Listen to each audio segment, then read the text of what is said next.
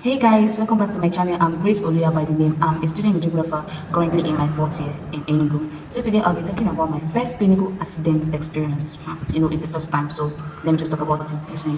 So I got to hospital by 9:20 highest, let me just see, because I didn't pass my time, but immediately I go down from the KK, it was around that 9:10. So before I got to into the hospital, that was it.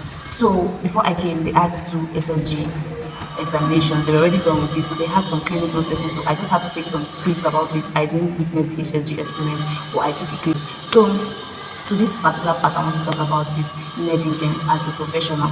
Whether you are a healthcare practitioner or you are just in any field, but when you are a professional, this is just negligence I want to talk about. So in my third job, sorry, we did law. So it's normal. When you are going for a license course, you need to study about the rules and regulations. So today, a patient was on oxygen. Actually, we didn't know the patient was on oxygen, but the patient was brought in with a wheelchair by his sons. When they came, they gave me the request form, so I handed it over to the chief radiographer. The examination was a chest X-ray. So we asked him some vital information, and also we asked the warding master that brought him inside if this patient will stand. And the man said, yes, this patient will stand.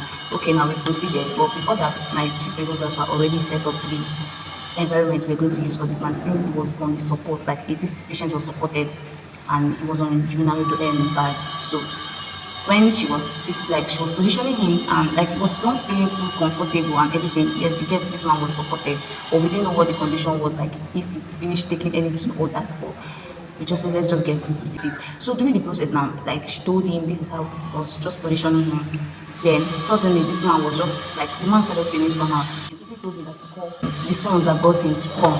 Immediately I was just opening the door. The next thing, within a twinkle of an eye, I just come back. I saw my chief radiographer and my fellow classmates struggling with the man on the floor. With the wardrobe master, they now had to immediately fix him back on the wheelchair. When the children came, they now said that this man just finished receiving oxygen from the ward.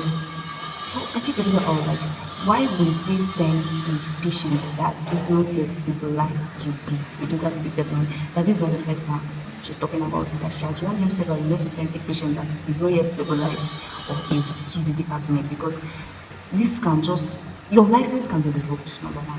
You can land a jail.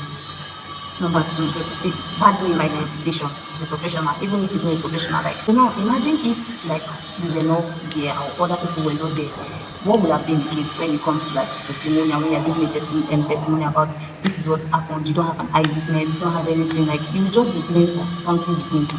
That's just the word, and told them they are bringing the patient immediately. She went there and immediately she came and she was like, this is one of the things, she will just witness it as a student, that when you are a radiographer, do not accept any patient that is not stabilized, and you should never even try. That is one of the negligence.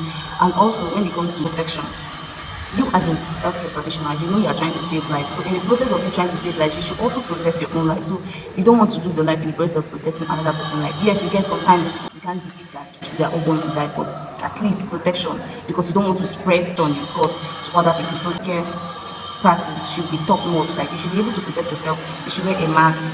You should wear hand gloves, this cloth shoe, I don't know the name they call it outside because of general stuff. You should be able to wear and just protect yourself. And when you're going, learn how to disinfect and wash your hands. I'll see you guys in my next video.